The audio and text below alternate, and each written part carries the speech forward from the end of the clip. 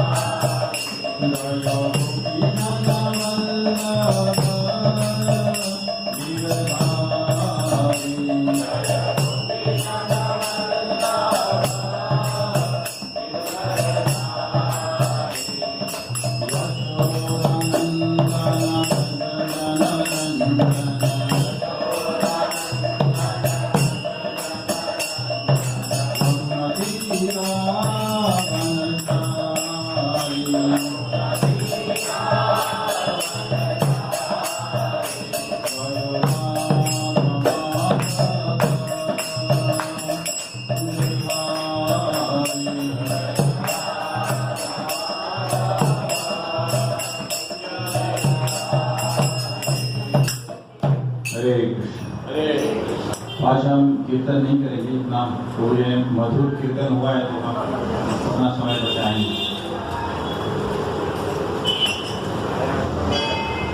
ओम नमो भगवते वासुदेवाय।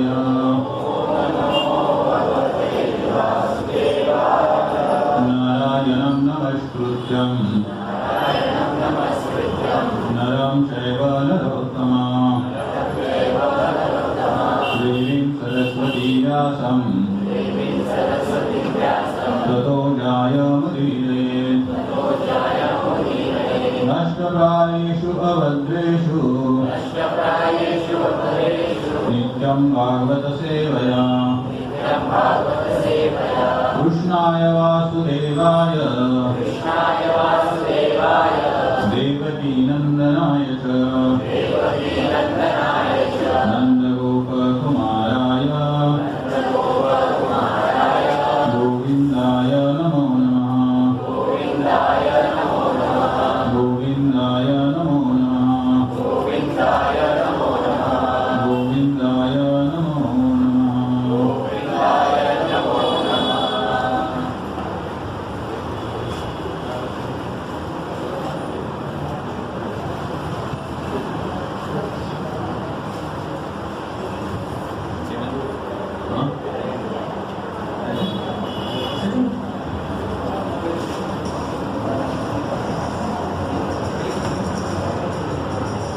ओम अज्ञानतिमिरान्धस्य ज्ञानाञ्जनशलाकया चक्षुरुन्मिलितं येन तस्मै श्रीगुरवे नमः।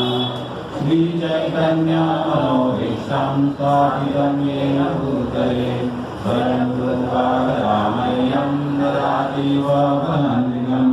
वन्देऽहं श्रीगुरुं श्रीयुतापदकमलं श्रीगुरुं वैष्णवांश्च श्रीरूपं साग्रजातं सकलारघुनाथान्वितं तं सजीवं साद्वैतं सावधूतं परिजनाश्रितं कृष्णचैतन्यदेवं श्रीराधा कृष्णपदान् सकलाललिता श्रीविशाखान्वितंश्च।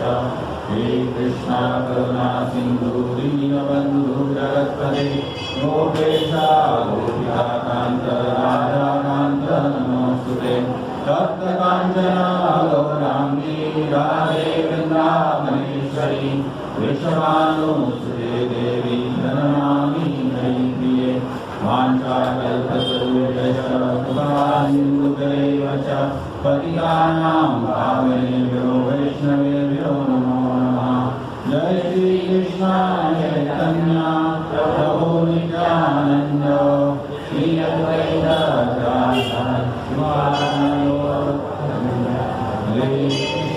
हरे कृष्णा कृष्णा कृष्णा हरे हरे हरे राम राम राम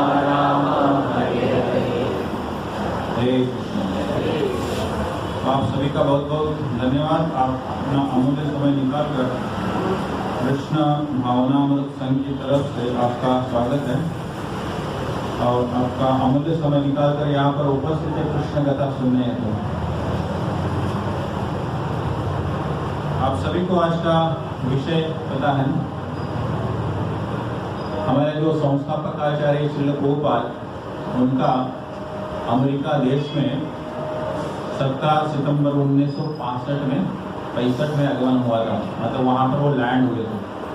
तो इस घटना को अभी जस्ट मात्र 2 हफ्ते हुए, तो इस उपलक्ष्य पर ये जो प्रसंग हुआ है उसका थोड़ा हम वर्णन करने का प्रयास करेंगे और प्रभुपाद जी की कृपा प्राप्त करेंगे। तो किस प्रकार उन्होंने अपना दया भाव से हरिनाम का प्रचार करने का निश्चय किया था और पूरे जगत के उद्धार के लिए उन्होंने बहुत बड़ा संकल्प किया था। एट द एज ऑफ 69, इस उम्र में हम रिटायर होके भी 10-12 साल हो जाते हैं, तो हम तो मतलब हमारे अभी बोलना नहीं चाहिए, आखिरी दिन गिनते रहते। तो उस समय अगर किसी व्यक्ति को यह निश्चय होता है कि जो भी मैंने गुरु महाराज से ग्रहण किया है वो पूरी जगत को वितरण करना चाहिए, ये हेतु लेकर उन्होंने अपनी यात्रा प्रारंभ की। तो ये समझना बहुत महत्वपूर्ण है। इससे उनका जो करुणा भाव है ये प्रकट होता है। तो इसका जो मेमोरी है जागृत करने के लिए हम थोड़ा उनका जो संकल्प था इसके बारे में चर्चा करेंगे और उनका ये जो प्रयास था इसमें किन किन व्यक्तियों की उनको सहायता मिली उनका भी हम थोड़ा याद करने का प्रयास करेंगे। इसकी जो शुरुआत हुई, प्रभुपाद जी को संकल्प किया, उसका मेन रीजन ये था कि उनको जो गुरु महाराज थे, उनके गुरु महाराज कौन थे? भक्ति सिद्धांत सरस्वती ठाकुर। उन्होंने क्या बोला था कि अगर बाबू आपका इंग्लिश बहुत अच्छा है और मैं चाहता हूँ कि हरिनाम का प्रचार पाश्चात्य देशों में हो। जो कैसे है, जो हम अपना मंगलाचरण बोलते हैं, निर्विशेष शून्यवादी पाश्चात्य देश तारे। ये जो शून्यवादी है, शून्यवाद मतलब काइंड ऑफ मायावादी, निर्विशेषवादी है, वो विशेष रूप जो है भगवान का, इनके ऊपर विश्वास नहीं करते हैं। तो इनका तारण करने के लिए मैं आपको आग्रह करता हूँ कि आप हरिनाम का प्रचार पाश्चात्य देशों में कीजिए। तो अपने गुरु महाराज की जो आज्ञा है उसका पालन करने के लिए उन्होंने ये संकल्प किया। अभी थोड़ा अगर पीछे जाएंगे तो जो आज्ञा दी थी प्रभुपाद जी को, वो कब दी थी? बहुत साल पहले, किंतु उसमें बहुत समय बीत गया, करीब 25 से 30 साल बीच में चले गए उनका ऑर्डर मिलने के बाद, एक्चुअल प्रयास करने के बाद। तो ये 25-30 साल कुछ वेस्ट नहीं गए। इसके दौरान जो इमारत खड़ी होती है ना, उनका जो नींव होता है ना वो बहुत मजबूत होता है, तो फिर इमारत अच्छे से टिकती है, मतलब उसका आयु बड़ा होता है।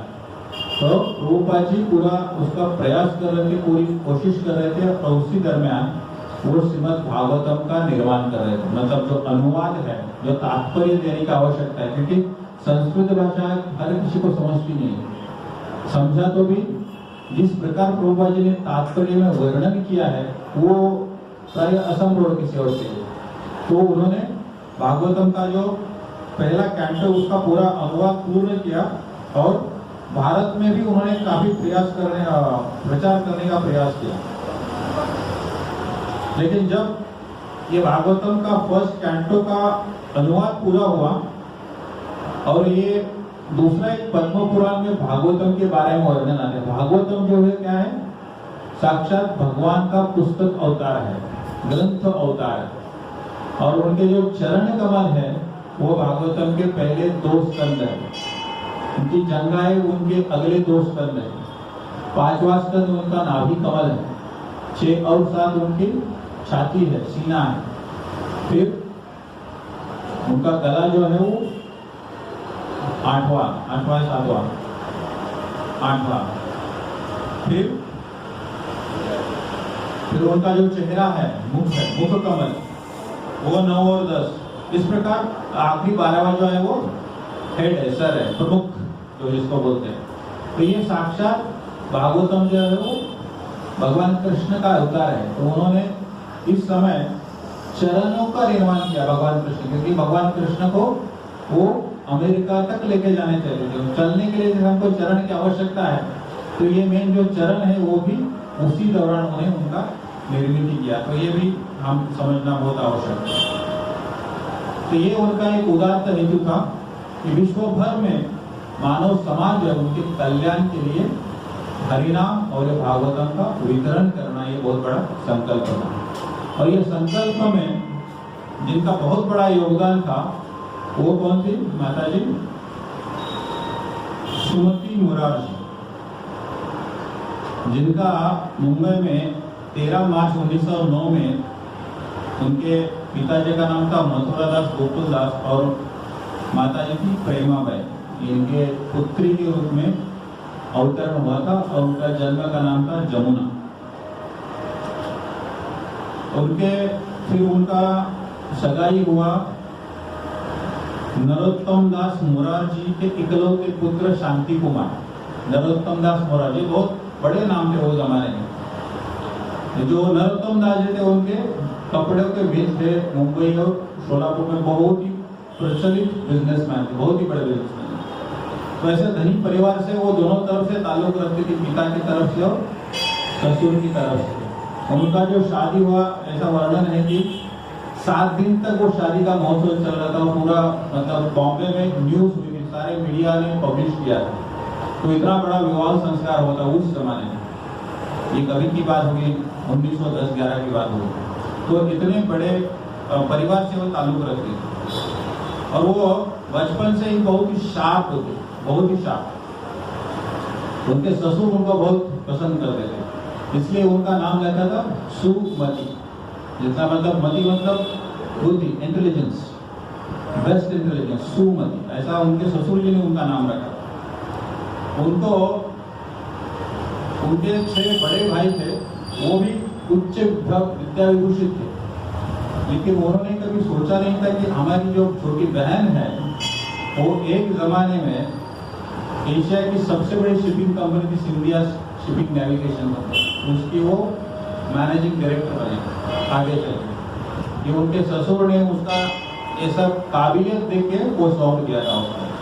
तो ये सिंधिया शिपिंग कंपनी इतनी बड़ी कंपनी थी उस जमाने में, जिनके जहाज पूरे दुनिया में जाते थे, ऑस्ट्रेलिया, अफ्रीका, यूरोप, अमेरिका में। तो ये सुमति मुरारजी, लेकिन वो काफी धार्मिक स्वभाव की थी, जो अत्यंत धार्मिक थी और वैष्णववाद के वल्लभ संप्रदाय में जन्म हुआ था उसका। और ये उनके जो लोकप्रिय देवता है श्रीनाथ जी की भक्त थी और पूरा अपना जीवन उन्होंने श्रीनाथ जी की सेवा के लिए समर्पित किया। जब भी वो विदेश यात्रा करती थी अपने साथ एक तुलसी का फोटो लेकर जाते थे, वहां पर वो तुलसी की पूजा करते थे। भारत में तो मिलती है लेकिन प्रवास में मुश्किल होता है ना, तो ये सोचे मतलब वो जमाने पे उनका क्या कॉन्शियसनेस रहेगा। तो इतना आध्यात्मिक भी थी वो। और उनका वो महात्मा गांधी, सरोजिनी नायडू, उनके परिवार से भी उनके रिलेशन थे। इन्होंने धनी परिवार, पॉलिटिकली वेल कनेक्टेड, तो एक अच्छे परिवार से ताल्लुक रखती थी। तो एक बार वो कुरुक्षेत्र में गई, कुरुक्षेत्र जहाँ पर भगवान कृष्ण ने भगवद गीता सुनाई थी अर्जुन को। और उसी जगह पर एक 1950 की बात है, वहाँ पर हमारे श्रील प्रभुपाद इंटेंसली जहाँ पर भगवद गीता सुनाई वहाँ पर बैठ के जाप करे। तभी वो अपना उनका जो धर्म था, पारिवारिक धर्म था, पत्नी और बच्चे के साथ में, मतलब वो परिवार के गृहस्थ थे, इन शॉर्ट बोल सकते। तो जब भी सुमति मुरारजी भी उधर ही दर्शन करने गई थी कुरुक्षेत्र में, तभी उनका जो भाव था जप करने का और ये कॉन्शियसनेस था, वो देख के बहुत प्रभावित हो गई। और वहाँ उनकी पहली मुलाकात प्रभुपाद जी से हुई कुरुक्षेत्र में 1950 में। फिर वो उनका थोड़ा मतलब जान पहचान हो गई, दोनों आध्यात्मिक इसमें रुचि रखते थे। इसकी वजह से जो भी मतलब अपना बोलते हैं ना, birds of same feather flock together, तो उनका सेम भाव था, इसकी वजह से उनका अच्छा पहचान हो गया। उसके बाद फिर उन्होंने जो तभी भागवतम का पहला कैंटो का अनुवाद पूरा हुआ था, तो उसका प्रिंटिंग के लिए काफी कुछ धनराशि उन्होंने डोनेट की थी प्रभुपाद जी को।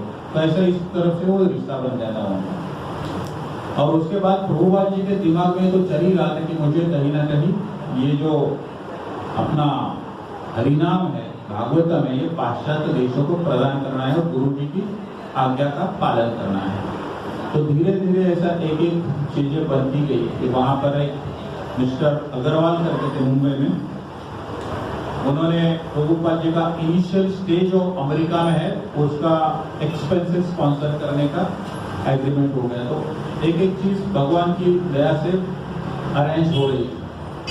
और फिर प्रभुपाद जी को जाना उन्होंने कि सुमति मुरारी काफी इन्फ्लुएंशियल किस्म का व्यक्ति थी, मतलब माता जी थी, उनकी मदद से मैं यूएस जाने का प्रयास करूंगा। फिर वो उन्होंने उनसे मुलाकात की मुंबई में,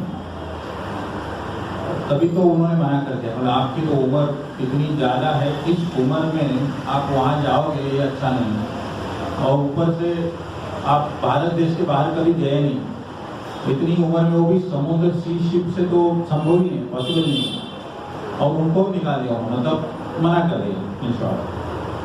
प्रभुपाद जी ने लेकिन छोड़ा नहीं, अपना जो दृढ़ संकल्प होता है वो छोड़ते नहीं। कुछ दिनों के लिए वो शांत बैठ गए। उसके बाद वो माता जी का एक सेक्रेटरी था मिस्टर चौकसी करके, जाहिर सी बात है इतनी बड़ी व्यक्ति है तो आप आसानी से मिल नहीं सकते, you have to go through the secretary security and all. तो प्रभुपाद जी ने उस सेक्रेटरी के साथ अच्छा रिलेशन बनाया, वो मिस्टर चौकसी के साथ। जैसे आमतौर पर मंत्रालय में होता है, सचिव ज्यादा काम करते हैं, मंत्री के पास जाना है तो सचिव जब सबसे पहले उसको पटाओ। तो प्रभुपाद जी ने वो चौकसी के साथ अच्छा रिश्ता बनाया और उसको बोले मेरे बिहाफ आप उनको बता दो, मतलब मेरी वकालत तो रही शॉर्ट, ये इनका संकल्प अच्छा है कि बहुत अच्छे भक्त है। खैर वो तो जानती थी, फिर भी ये क्या होता है एडिशनल सपोर्ट मिला तो अच्छा हो। फिर वो चौकसी ने माता जी से बात की कि मुझे लगता है बहुत सिंसियर भक्त है और अपने गुरु महाराज का जो आदेश है उनके प्रति उनकी बहुत ही श्रद्धा है और वो करना चाहते हैं, तो आप उनको भेज दो। माता जी ने बोला उनको मना करो, उनको बोलो इस उम्र में उधर जाने की जरूरत नहीं, और समुद्र में कुछ हो गया तो अननेसेसरी प्रॉब्लम हो जाएगा, आप जो कर रहे यही कर रहे यही करो। फिर चौकसी वापस आ गए, बोले नहीं हो रहा। फिर कुछ दिनों बाद प्रभुपाद जी ने वापस उनका अपॉइंटमेंट ले लिया, वापस चले गए। तभी माता जी ने उनकी आंखों में उनका जो भाव है वो देख लिया, और उनका जो भी वाणी रहता है इतना मधुर वाणी और इतना दृढ़ संकल्प, और जिसको परसिस्टेंस जिसको बोलते, छोड़ते नहीं थे। इसमें काफी समय बीत गया लेकिन कोई दूसरा चारा भी नहीं था उनके पास। तो फिर माता जी ने उनको एग्री कर दिया, मैंने चलो ठीक है, एक शिप निकलने वाला है कलकत्ता से, तो आपका प्रबंध उसमें मैं करती हूँ। तो उसका एक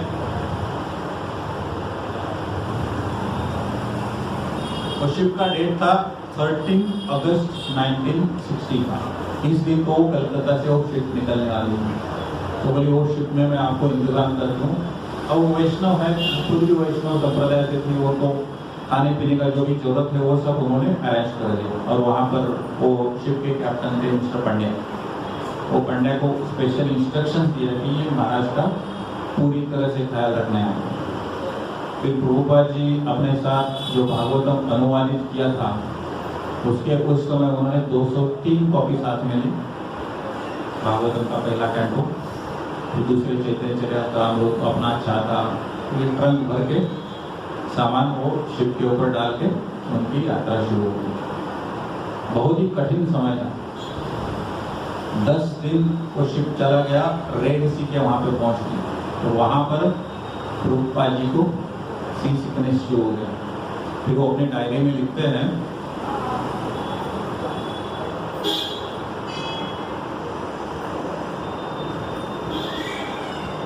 थोड़ा नेविगेट करना पड़ेगा।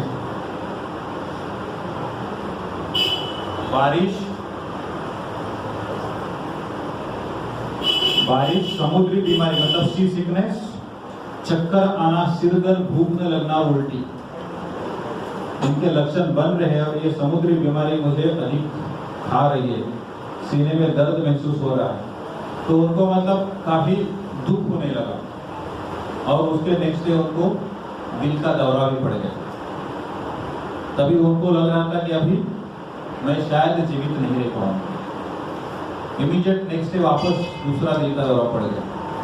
उसके उसी दिन रात को स्वयं भगवान कृष्ण उनके सपने में आए और उनको बताया, तुम चिंता मत करो, तुम जिस कार्य के लिए जा रहे हो उसमें सफल हो जाओ, तो बिल्कुल चिंता करने की जरूरत है, मैं तुम्हारे साथ।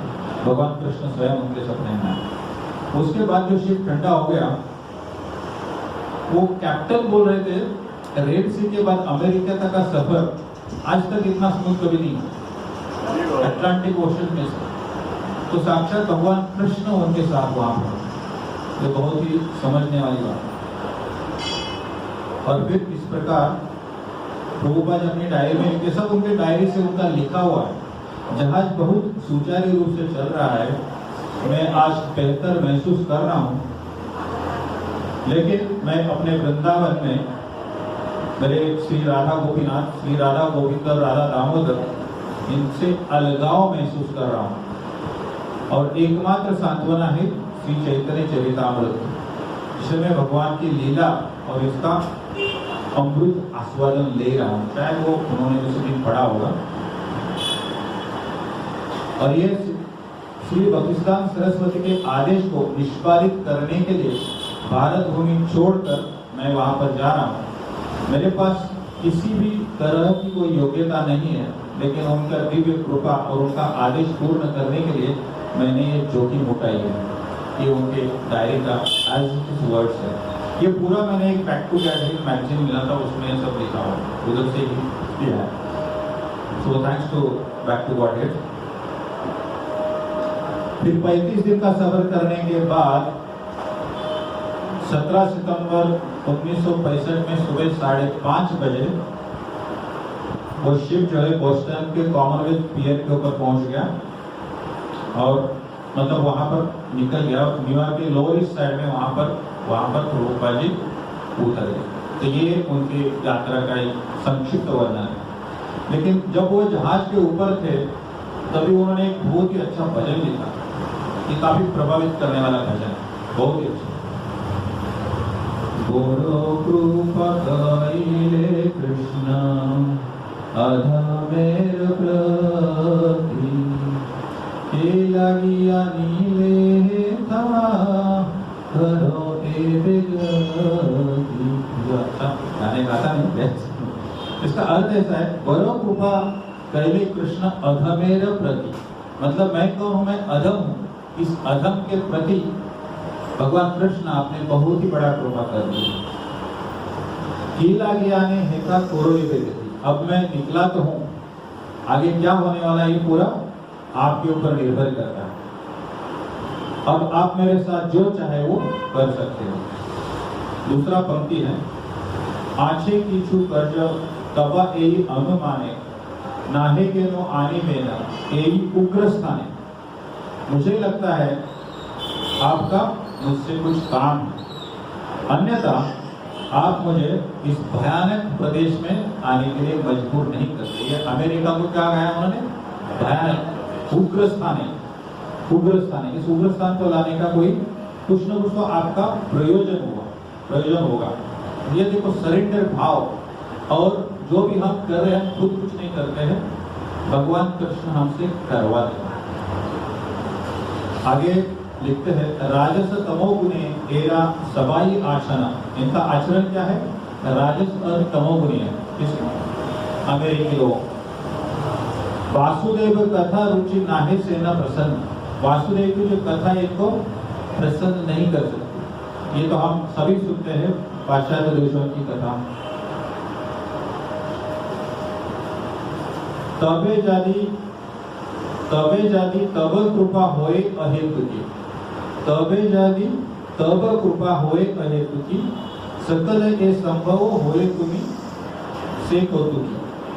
लेकिन मैं जानता हूं कि आपकी अहेतु की दया से सब कुछ संभव हो सकता है, क्योंकि आप सबसे कुशल रहस्यदर्शी, जो भी रहस्य है वो दिखाने का सबसे कुशल आप स्वयं हैं।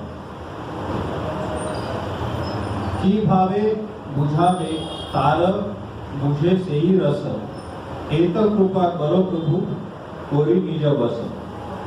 वे भक्ति सेवा के मर्म को कैसे समझेंगे?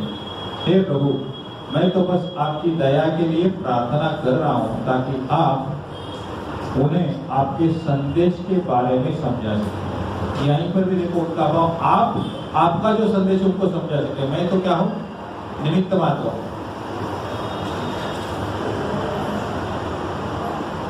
तवे इच्छा होए यदि तवेर उभर भुजव निश्चय तवे कथा से तुम्हारा। मैं चाहता हूं कि आप उनका उद्धार करें, इसलिए यदि आप उनका उद्धार करना चाहते हैं तभी वो आपका संदेश समझ पाएंगे।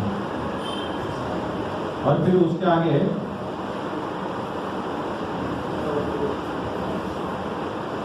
भागवत का रेफरेंस देते हैं। भागवत कथा से तब अवतार,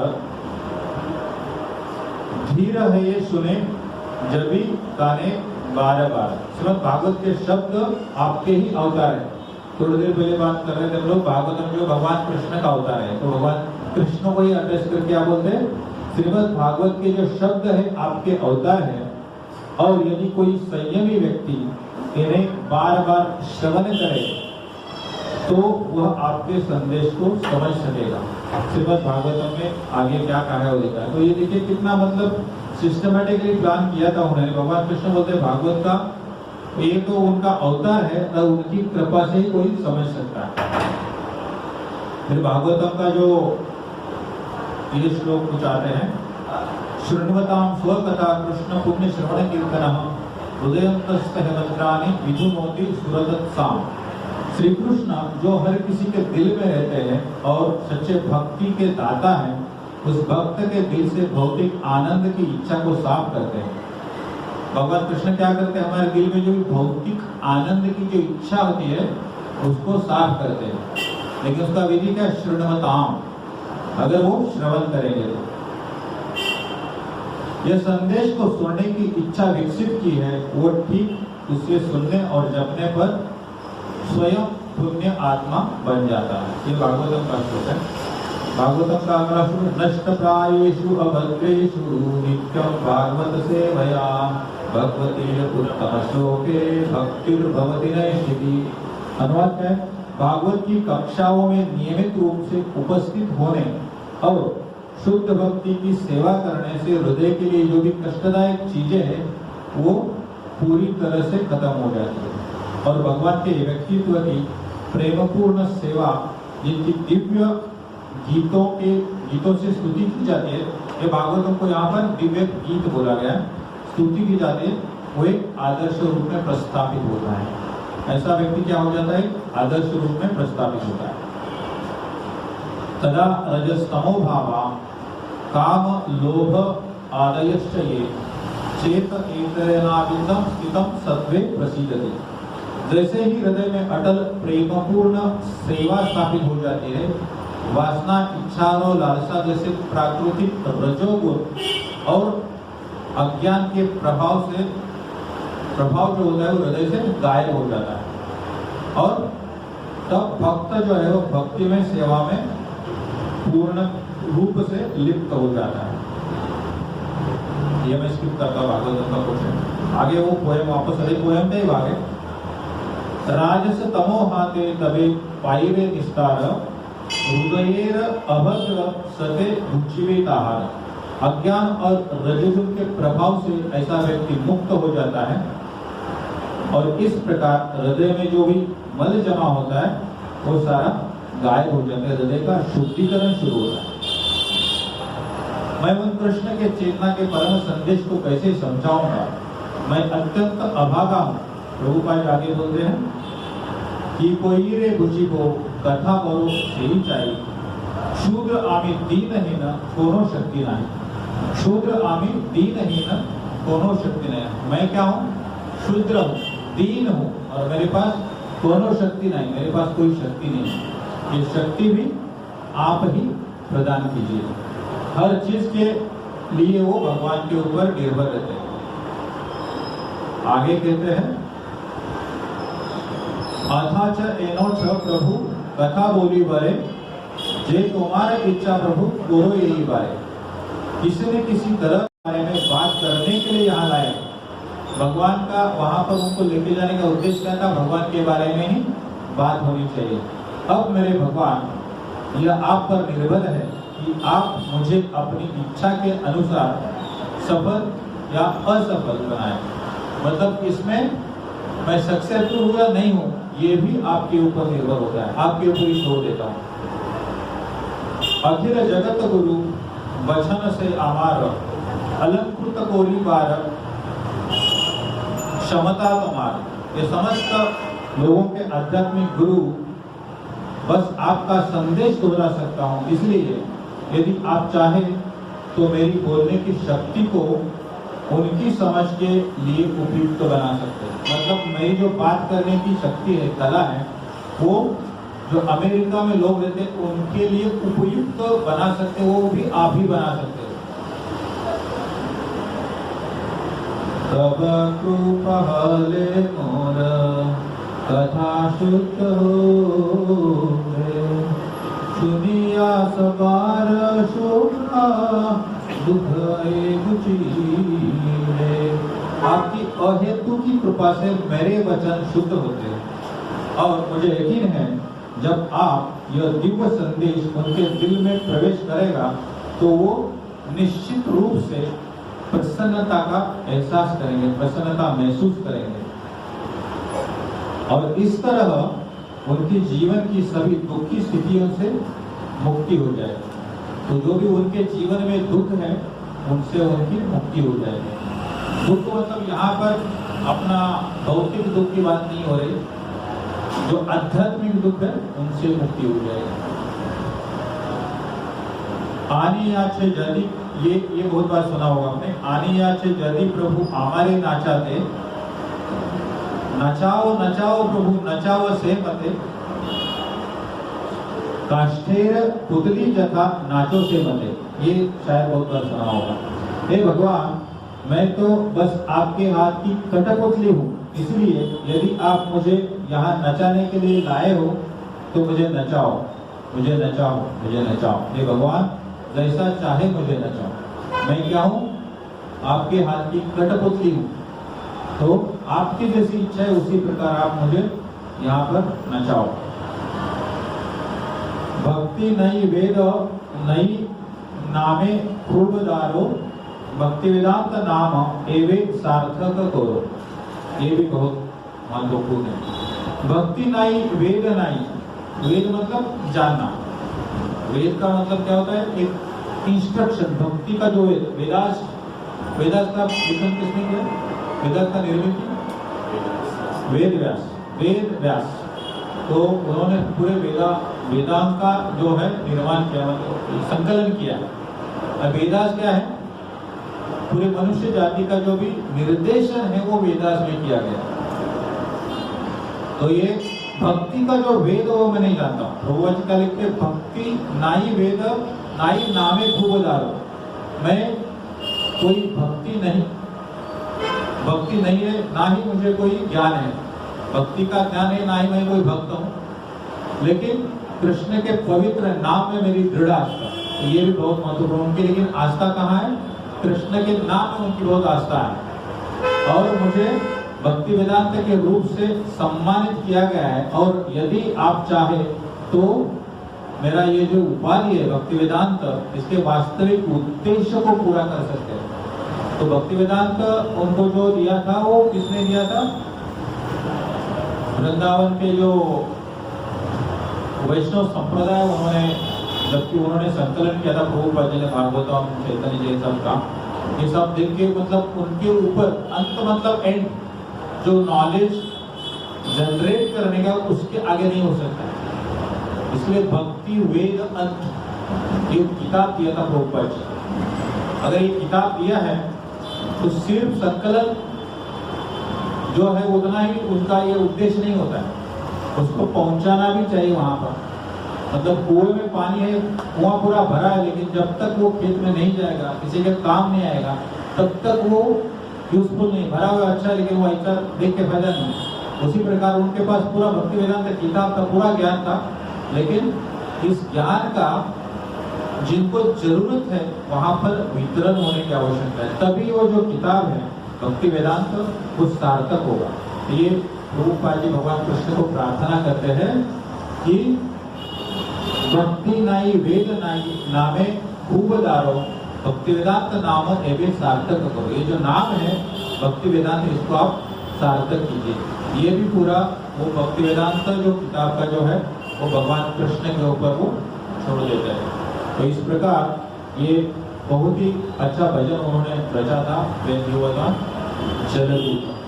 तो हमने थोड़ा समझने का प्रयास किया, इससे क्या होता है, उनका जो शरणागत भाव है और एक करुणा है, ये हरिना और भागवतम का वितरण करने की ये यहाँ पर प्रतीत होती है। फिर वहाँ पर जब वो अमेरिका में गए तो वहाँ पर डॉक्टर मिश्रा नाम के एक गृहस्थ के घर पे वो रहते थे, लेकिन वो उनका थोड़ा तत्वज्ञान अलग था। तो प्रभुपाद जी का उनका नहीं जमा, बोले मतलब उनके साथ नहीं जमता है, तो बेटर तो वो हुए। फिर कुछ दिनों बाद वहाँ पर वो डाउरी ऐसा कुछ तो स्ट्रीट का नाम है, क्या डाउनटाउन, वहाँ पर वो रहने के लिए चले गए।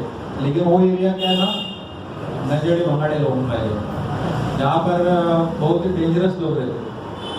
समहाउ ही मैनेज, लेकिन उन्होंने देखा कि ज़्यादा ही क्या बोलते हैं उसको, ऑफेंसिव बंदा था वो नजड़ी में से। प्रभुपाद जी को थोड़ा डर लगना ही है, इसके साथ रहेगा तो तकलीफ हो जाएगी, एक तो मेरी उम्र होगी, मुसीबत है।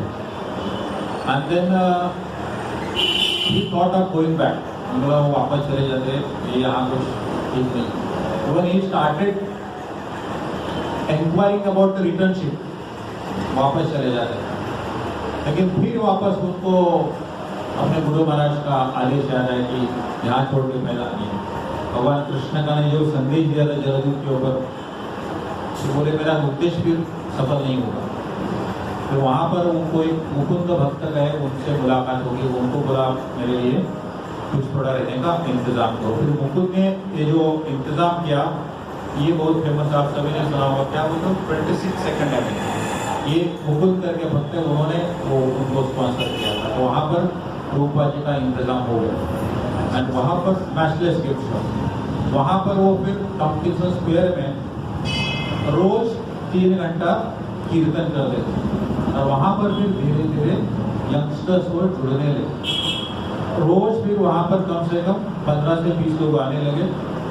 और फिर संडे फीस वहाँ पर शुरू हुआ पहला, प्रीतिवर्धनम, जिसको जुहू मंदिर में प्रीतिवर्धनम बोलते हैं। वहाँ पर भी 200 लोगों के मतलब वहाँ पे उपस्थिति लगे, धीरे धीरे फिर प्रचार बढ़ने लगा। तो that's how it started from that competition square, वहाँ से फिर वो शुरुआत होगी। और वहाँ पर फिर उन्होंने 1966 में अमेरिका का एक रूल है जिसको बोलते धार्मिक आस्था अधिनियम, इसके तहत इस्कॉन का रजिस्ट्रेशन 1966 वो वहाँ पर होगा। That was the first centre of ISKCON. फिर वहाँ पर वो जो प्रोग्राम चलता था, वहाँ पर एक न्यूज़पेपर, जैसे हमारा टाइम्स ऑफ इंडिया, वैसे वहाँ पे न्यूयॉर्क टाइम्स नाम का न्यूज़पेपर था, उन्होंने एक कवरेज किया काफ़ी अच्छा। और उससे क्या हुआ, फिर पूरे अमेरिका में प्रसिद्ध हो गए। फिर उन्होंने उनको ऐसे सहकारी किया। फिर उन्होंने दूसरा ब्रांच ओपन किया सैन फ्रांसिस्को में, वहाँ पर कुछ युवकों का साथ मिला और वहाँ पर भी इसी प्रकार सत्संग संडे फीस ये चालू हो। और फिर धीरे धीरे ये बढ़ता गया। फिर सैन फ्रांसिस्को में वहाँ पर दी वॉइस नाम का एक न्यूज़पेपर था, उन्होंने तो वहाँ पर एक राइटर ने बहुत अच्छा आर्टिकल लिखा था। और बोले अब तक हम बोलते भगवान के ऊपर भरोसा नहीं, लेकिन ये जो इंडिया के जो स्वामी आए हैं उनके कीर्तन में अगर आप 2-3 घंटा बैठोगे तो आपको विश्वास होगा कि भगवान सच्ची में है। ये अमेरिका के न्यूज़पेपर में उस टाइम पब्लिश हुई ये न्यूज़ है। तो प्रभुपाद जी का प्रभाव है। तो ऐसा सैन फ्रांसिस्को में दूसरा सेंटर चालू हो गया। फिर वहाँ पर और 3-4 सेंटर होने चालू किया, मॉन्ट्रियल, बफेलो और बोस्टन, ऐसी 5-6 शाखा शुरू हो गई। विच इज जस्ट एक साल भर के बाद, एक साल भर के अंतराल में। लेकिन उसके बाद फिर उनको वापस दिल का दौरा हो, फिर बोले अभी शायद मैं जीवित नहीं हो पाऊंगा, फिर बोले कुछ भी करके मुझे इंडिया वापस जाना है, और फिर वो वापस वृंदावन आ गए। लेकिन उतने समय में उन्होंने जितने शिष्य निर्माण किए थे वो इतने कमिटेड थे, वो टाइम पे फोन भी इतना नहीं था, लेकिन खत के ऊपर खत लिखे जा रहे थे प्रभुपाद जी, कुछ भी करके आप वापस आ जाइए। तो ये भक्तों के प्रति इतना लगाव निर्माण हो गया था, उन्होंने उस उम्र में वापस जाने का निर्णय किया, फिर वापस यूएस गए, और उसके बाद सही मायने में जो प्रचार ज्यादा बढ़ गया वो उनको वापस वहां जाने के बाद। फिर 3-4 साल बाद में उन्होंने वहाँ 6 बच्चे थे, उसमें से श्याम सुंदर प्रभु और मालती माता जी और 4 थे, उनको गुरुदास प्रभु, यमुना माता जी, मुकुंद जी, ये वही जिन्होंने वो घर का किया। तो ये 6 लोगों को उन्होंने लंदन में भेजा, वहाँ जाके प्रचार, और इस प्रकार अमेरिका से लंदन, फिर लंदन में उनको जॉर्ज हैरिसन मिला। George Harrison was Britain's very famous at that point of time, और फिर उन्होंने उस वक्त $19,000 डोनेट की वो भक्तिवेदांत मेहनत की। 19,000 was huge amount that point, और इस प्रकार उनको सहायता मिलती गई। तो तभी प्रभुपाद जी एक बार बोलते थे, इंडिया में मैं इतने प्रयास किया कुछ नहीं हुआ, लेकिन उनका कॉन्फिडेंस बहुत बढ़ गया। मतलब अमेरिका, इंग्लैंड, ये देशों में बहुत ही अच्छा सपोर्ट मिला, मतलब अतुलनीय। खैर ये सारा भगवान कृष्ण की कृपा थी, हमें भूलना नहीं चाहिए। जैसे जहाज के ऊपर ही उनको उन्होंने दर्शन दिया था, लेकिन इनके प्रयास के भी हमें सराहना करनी होगी। इतना आसान भी नहीं था, इतना सब होने के बावजूद। तो ये बहुत कुछ प्रयास हुआ, और ये इस चीज़ को मतलब एक जस्ट 2 हफ्ते पहले शुरुआत हुई थी, तो हमने सोचा इसके बारे में थोड़ा वर्णन करें। फिर उसके बाद का आप सब कथा जानते हो, 5 साल बाद, मात्र 5 साल बाद वो कहाँ आ गए, वापस इंडिया आ गए, जहाँ पर फिर गिरिराज महाराज ये सबको लेके आ गए। फिर वो जुहू का स्टोरी, फिर वो जुहू का तो बहुत ही बड़ा किस्सा है। वृंदावन चंद्र प्रभु जी पिछले मंगलवार को बोल रहे थे, जितना जुहू मंदिर बनाने में कष्ट हुआ, उतने कष्ट में पूरी दुनिया के मंदिर बन गए।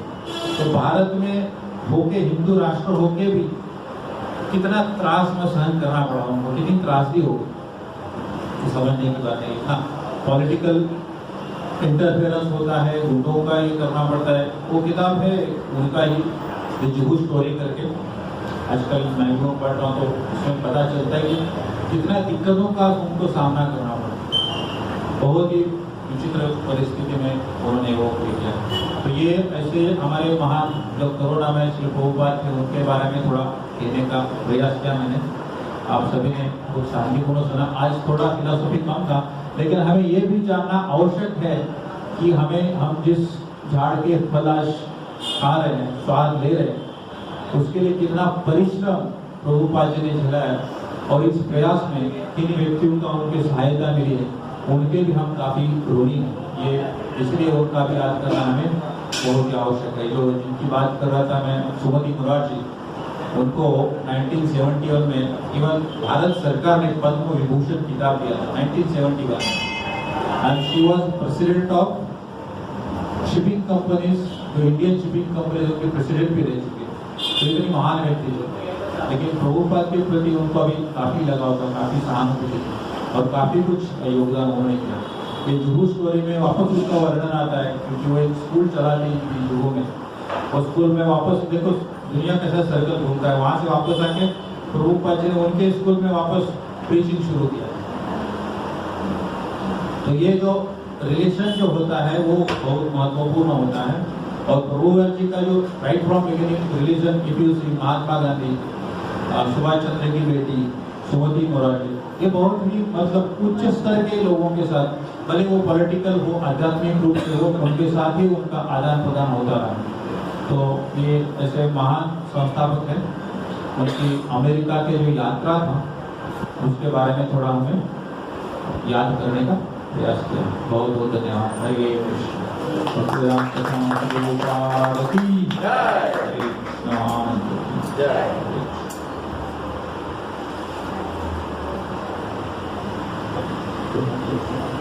इसका कोई प्रश्न है या